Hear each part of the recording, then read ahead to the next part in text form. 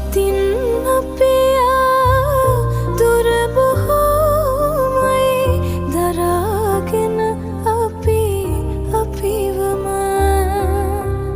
හිතේ ගැඹුරුම තැනක ලිව්වා මගේ ප්‍රේමය ඔබටම.